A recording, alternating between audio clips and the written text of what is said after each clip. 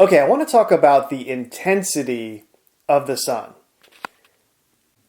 And before going into detail about that, I want to share something that happened to me a couple weeks ago when I was out running errands. A cold front had come through where I live, making it much colder than it usually is in the middle of April. On the day in question here, it was 57 degrees. That was the high. But it was a very sunny day. There were no clouds in the sky. So I'm out and about doing my thing, and at one point I'm in between destinations, and I get a phone call. Anyway, before I know it, it's been 45 minutes, and the only reason that I realized it had been so much time was because I started sweating. All of a sudden, I'm sweating, and I'm thinking to myself, wait, what's going on here? Then I look at the clock on the phone, the timer. It says 45 minutes, and I say, oh, wow, that has been a long time. I guess it makes sense that I might start sweating right now. And then I kind of process everything else real quick and realize, oh, my windows are up. I've just been sitting inside the car with no fresh air coming in, and it got really hot in here. Recognizing that, of course, I turn on my car and roll down my windows. And instantly I'm met with a blast of fresh, cool air. And I sit there and I question myself again, thinking, wait, hold on a second. If it's this cold outside, how is it possible that my car got this hot to the point where it made me start sweating? Now, of course, I start going through the various explanations that could be contributing to this. Okay, well, I was kind of animated during this phone call. I was really into it. I was expressing myself, and in that way, maybe I was so active that I got myself to raise the temperature inside my body to the point where I start sweating. Okay, that could be it. Then I'm thinking, well, I'm not technically a normal person yet, as far as the health of my body goes. So maybe the act of speaking for 45 minutes heated up my body to the point where I started sweating, but that wouldn't happen in somebody who had a normal body in the same conditions. Hopefully you see what I mean. I'm going through the scenarios that might explain this situation in a very simple way. But still, the fact remains the high on this day was 57 degrees. The air was cold, and yet somehow my car heated up enough for it to feel like a sauna inside of it. So the next step, obviously, is to bring in other experiences that might explain what's going on.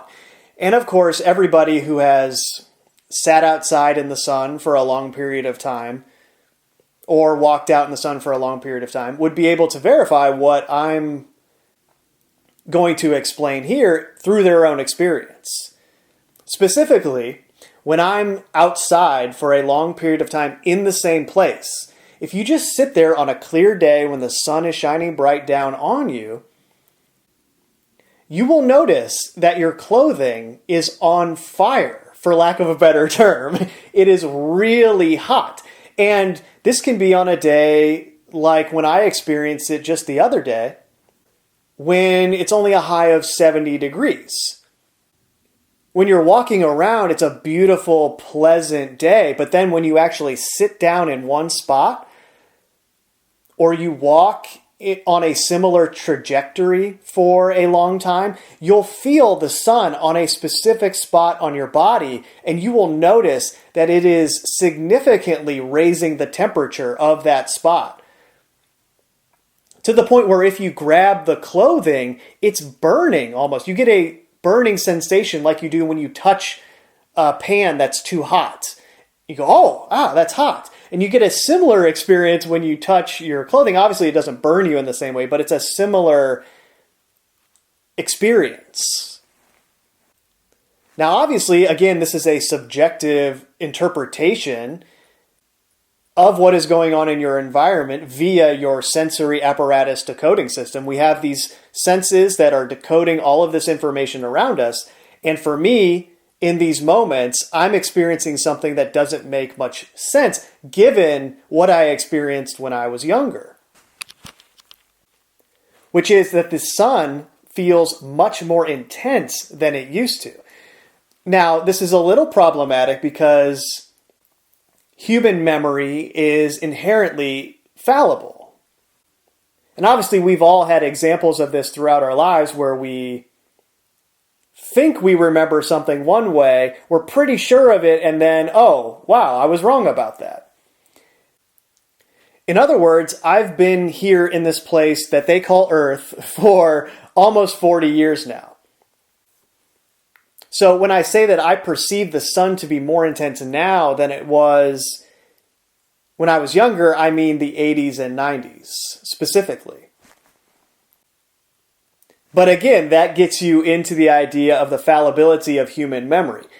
Was the sun actually less intense when I was younger? Well, I don't know. That's what the point of all of this is. Going through these ideas like this is trying to get at that very problematic issue.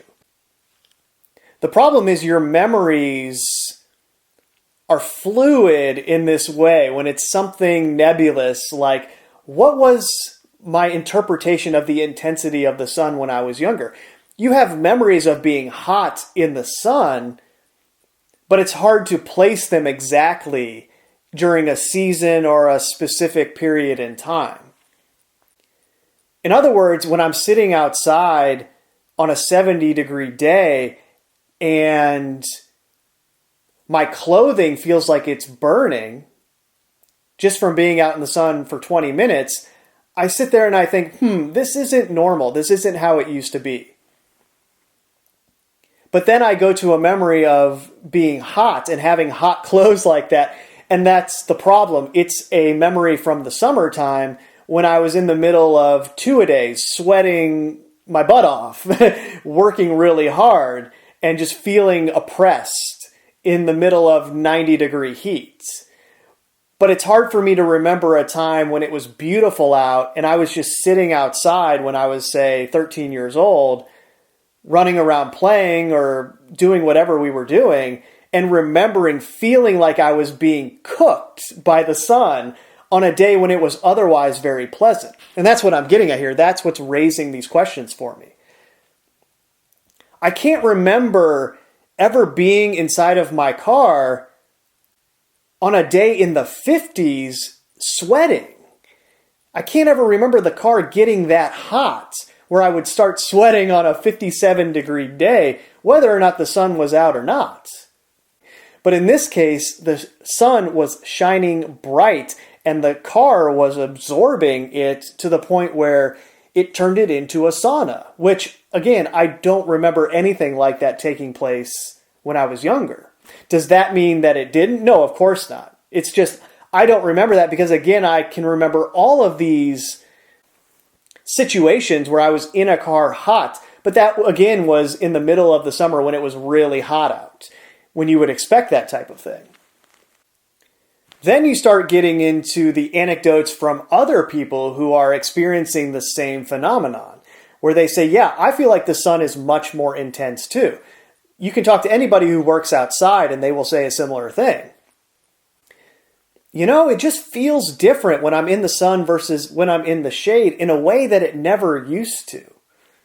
There's a huge temperature difference between being in the shade and being in the sun now. And it's probably pretty similar to how it's always been, because of course it's always been hotter in the sun than in the shade. But to my point, it feels more intense when you're in the sun now than it used to. And people will say things, if they have fairer skin, they'll notice, man, when I was younger, I used to be able to go out and be in the sun for a few hours before I ever felt like I was being burned. And now, if I go out in the sun for 15, 20 minutes, I get a little burnt. And again, this goes to the idea that the sun has become more intense, potentially. Again, the problem with human memory is that many different people can all misremember the same thing. So just because a lot of people think something is going on doesn't mean that it's an objective fact.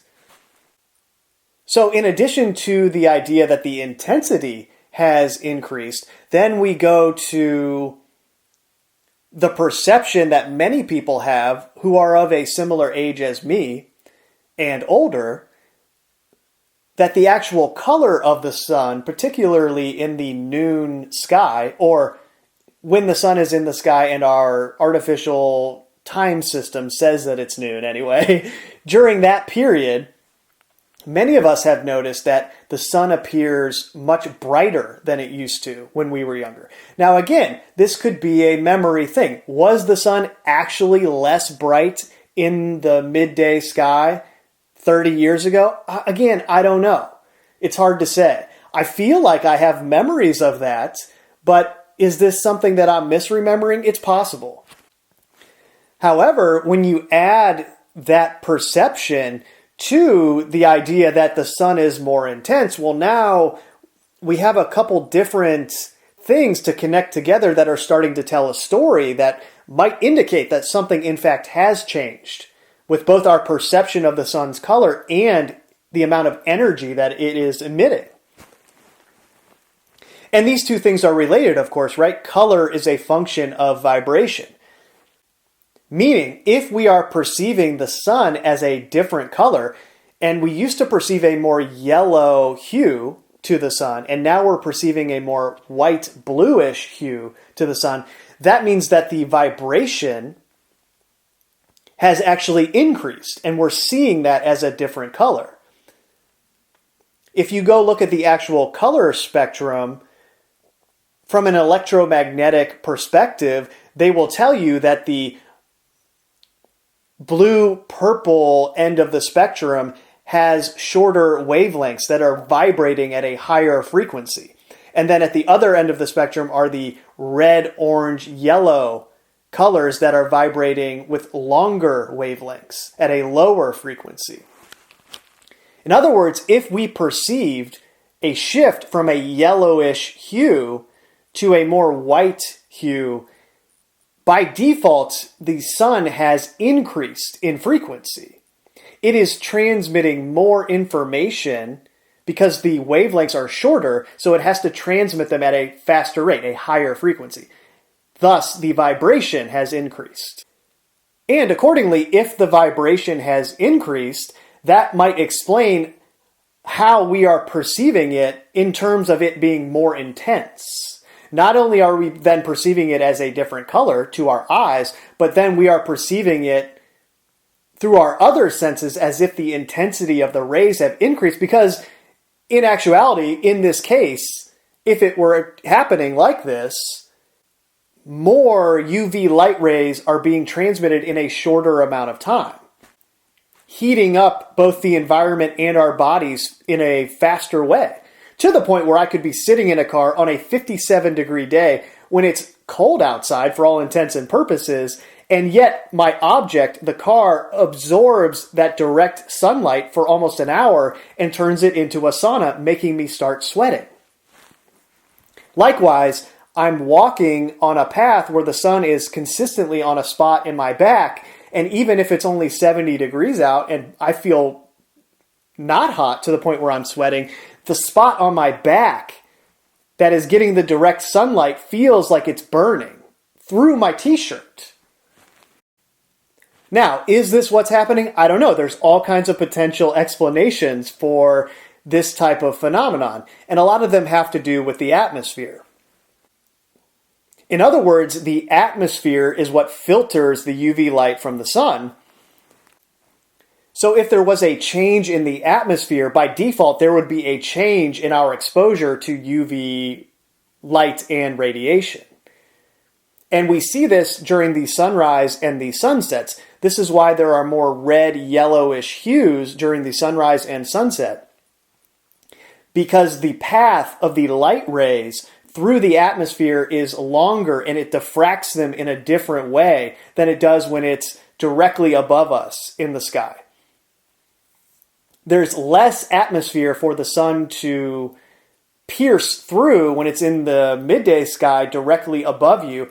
And so we've always perceived the sun as a different color during those times of day than we do during the sunrises and sunsets, where the whole sky even starts to diffract with yellows and reds in a very beautiful way often.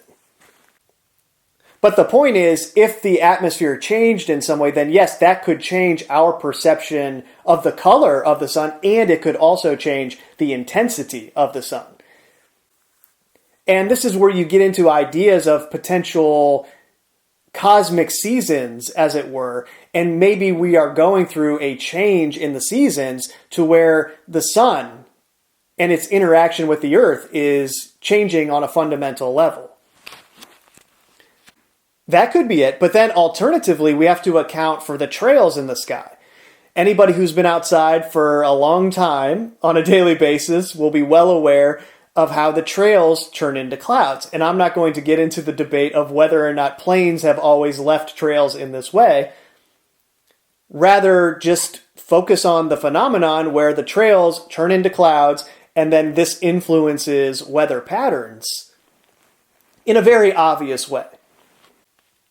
Meaning, it's possible that whatever they're doing in the sky to the atmosphere has changed the atmosphere in a way that it's also changed our perception of the sky and the color of the sun. And maybe whatever they're doing up there is causing the sun to reflect in a way that the intensity of it has increased. And that is what's causing our perception of this to seemingly have changed in the way that it seems like it has. It could be some variation of those two things. For example, if it's, let's say, a change in the cosmic seasons and the increase in information being transmitted by the sun and accordingly transmitted into our bodies is going to cause some type of evolution in the human body, and that would not be beneficial to the kingdom that this intelligence is in the process of building here, well, maybe then they would start manipulating the atmosphere to try and block those UV rays from fully entering the atmosphere. And in the process of attempting to block them, they somehow cause our perception of the sun to change both in how we're perceiving it through our eyes and how we're perceiving it intensity-wise, heat-wise on our bodies. It could be something like that. This would explain why so many people are deficient in vitamin D, even those people who get a significant amount of sunlight, which is supposedly supposed to give us all the vitamin D that we need. Somehow we have this epidemic of vitamin D deficiency in spite of all of us getting adequate sunlight, or a lot of us getting adequate sunlight. Maybe people don't go outside enough anymore. That could be part of it too. But still, we have to explain this vitamin D deficiency epidemic in the context of all this, and that would be one possible explanation. Whatever they're doing in the atmosphere, for whatever reason they're doing it, is sort of blocking our full access to UV rays, even though we perceive like we are getting full access to them, and even we're perceiving it as more intense than it used to be. But that intensity could be caused by something they're doing in the atmosphere. I just want to account for that possibility. Alternatively, they could be up there in the atmosphere doing what they're doing because they have to. Maybe something with this cosmic shift, if that's what's going on in the seasons, maybe something in this cosmic shift of the seasons of the sun would be catastrophic if they weren't doing what they're doing with the atmosphere.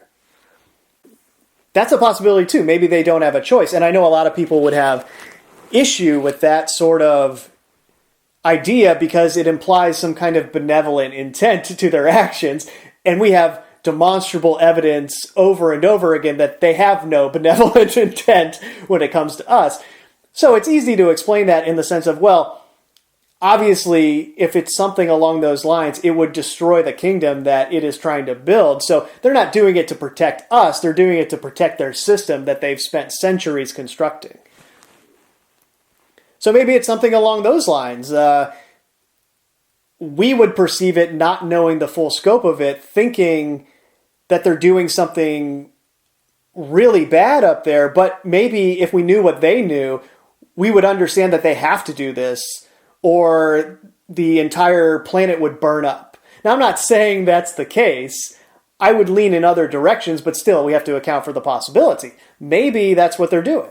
I don't know. And then as a result of what they're doing, a byproduct is, hey, the sun is just different now because of the way we're messing with the atmosphere. And we will never acknowledge that publicly, of course, because then that would lead a trail to what we're doing. And as every movie along these lines has ever depicted it, they would never tell us something along these lines if that's what was going on. It would only be at the last minute when there was nothing else they could do that it would be admitted, right? But you can see how if something like this was going on cosmically in terms of cycles of the sun, they of course know this is coming, and it's obvious they know this is coming due to how they have positioned the man-made climate change narrative to appear during this transition phase. Because there's undeniable effects of the sun changing in a situation like this in terms of what's going on the earth, and now they have this explanation that will help them establish even more control over us, if we believe that we are actually doing it as opposed to the sun doing it. In other words, if something like that was going on, they would know the cycle is coming and they would be prepared for it. And the technology obviously is to the point where they can be up in the atmosphere, seeding clouds and doing all kinds of stuff that we probably have no idea they can do. Is that what's going on? I don't know. Many different possibilities here. The one that is the most interesting to me is the idea that the sun is shifting its frequency and has been for 20, 30 years. And if that information was allowed to penetrate human beings fully, it would cause some type of awakening in terms of our intuition, in terms of our ability to understand the world around us. And the way I started thinking about this, I don't know if any of you guys have ever experimented with listening to videos on 2x speed. If you think about what you're doing there, you are on the internet listening to something at double the speed and doing that over and over again for hours and hours and hours of spoken recordings. And in that way, you are acquiring more information than has ever been possible from outside means, right? You could get into ideas about intuition downloads from creation itself, kind of in the way that it's depicted in The Matrix, where Neo's hooked into the system and he's getting all of those downloads as a form of his training, and he famously says, "Whoa, I know Kung Fu," after just a brief 10-second download from the internet, or that version of it in The Matrix. When you're consuming information in that way on the internet, that's kind of what you're doing. You're getting these massive downloads of information that just haven't even been physically possible before, or at least in terms of the history that we are allowed to know about, has never been possible before. You are significantly amplifying the amount of information that's coming into your sensory apparatus decoding system in a way that it just doesn't happen when you're out in nature.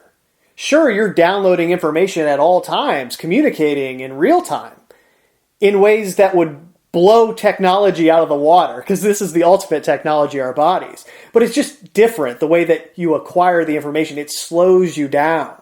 It brings you into balance with everything around you.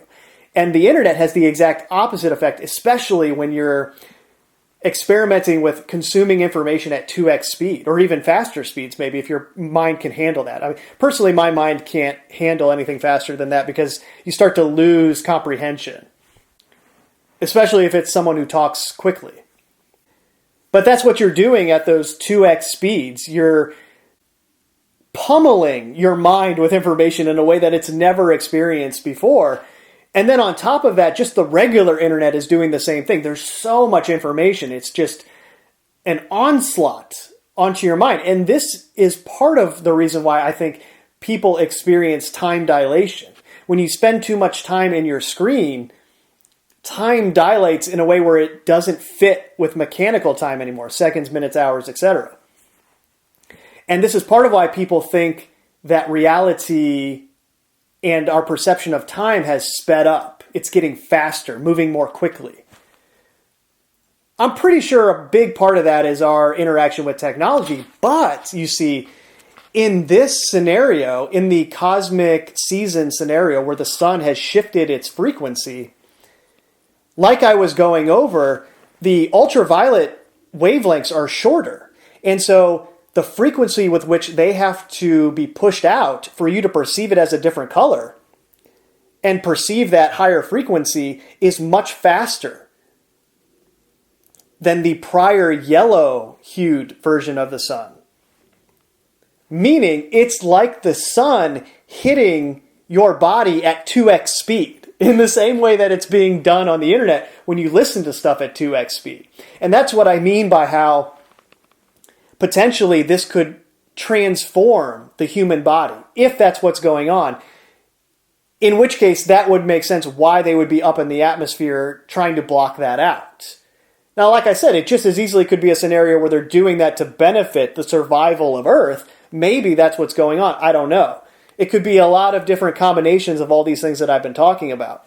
But I found that to be really interesting, the metaphor there between 2x speed on the internet and then 2x speed from the sun and downloading information.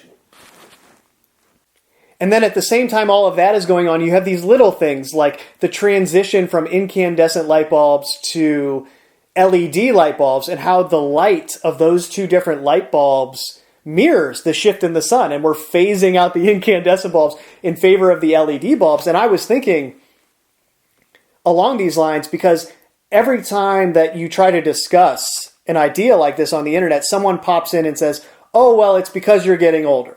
That's why you're perceiving all these differences in the sun, in the passage of time, the sensitivity of your eyes maybe. That's why you're perceiving all these differences. It's just because you're getting older. Now, the problem, of course, is that younger people have commented in the same numbers as the older people as it relates to the intensity of the sun and a perceived change in that. Younger people wouldn't have the context of a lot of years to compare to, but they can still recognize a difference in, say, 10 years in the intensity of the sun. But they don't have the context for the color change, of course. But anyway, they will say, oh, it's because you're getting older. And sure, there's objective truth there. A year when you're 7 years old is much longer to your perception than a year when you're 50 years old. Of course, that's true. But what we're talking about here, in the same way that I was mentioning the difference in the sunrise and sunset versus the noonday sky, we're talking about a phenomenon that's affecting all of that, making the whole cycle brighter to our eyes. When we're talking about the sunrise, noonday sun, and sunset, the sun's brighter at every stage. That doesn't mean that the atmosphere isn't having the same effect that it always has had. It's that the sun itself has changed in some way.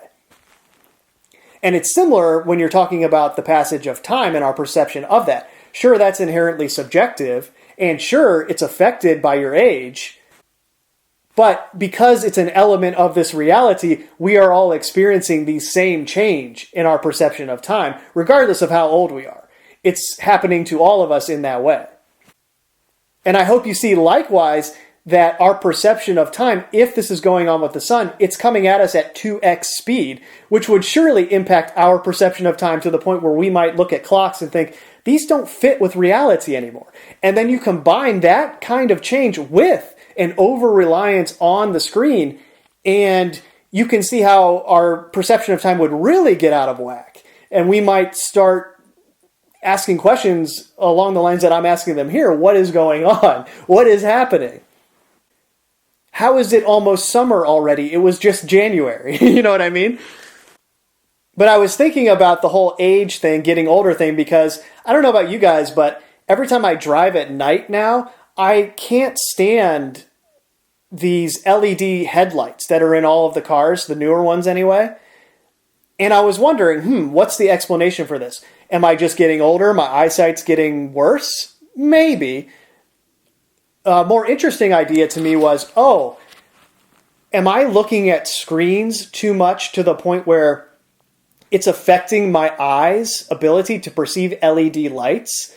In other words, I'm staring at screens so much that when I go out and look at an LED light in nature, kind of in nature, right, when you're driving around through the road system, the LED headlights are so bright that they really bother my eyes to the point where I don't even want to drive at night anymore. Maybe there's a similar thing going on there with our eyesight physically and our perception of time as it relates to being on the internet a lot. I don't know, that was an interesting idea that I had. Maybe it could be that. But then alternatively, it could just be, no, these LED lights are terrible for our bodies on every level, and they're just too bright. They're too bright for our eyes, and we shouldn't be putting them in headlights. I would love to see them banned in headlights, but of course the momentum is that these things are going to save the Earth, and it will be hard to argue that they should be banned when that's their perceived purpose by most people. So putting all of that together, what did I experience in my car on a 57-degree day where I was in there for an hour and it heated my car up to the point where I started sweating? Well, I don't know. Maybe that could have happened 100 years ago if we had cars and we were sitting in them in the same environment. I don't know. Maybe. Maybe there was something special about that day that caused this to happen. I'm open to explanations like that, but at the same time, when you put all of these pieces together, it really does seem like the sun has changed in a fundamental way, and it is impacting both the way that it interacts with objects here, including our bodies, and the way that our eyes perceive the color of the sun. In other words, I have no idea what's actually causing it. I don't know what's causing the phenomenon. All I can do is document the effects that I'm witnessing all around me and note that, hey, this seems really different from when I was younger. I really don't remember being out in the sun and feeling this intense, bright light on my skin in the way that I feel it now. Anyways, that's it for now. Later.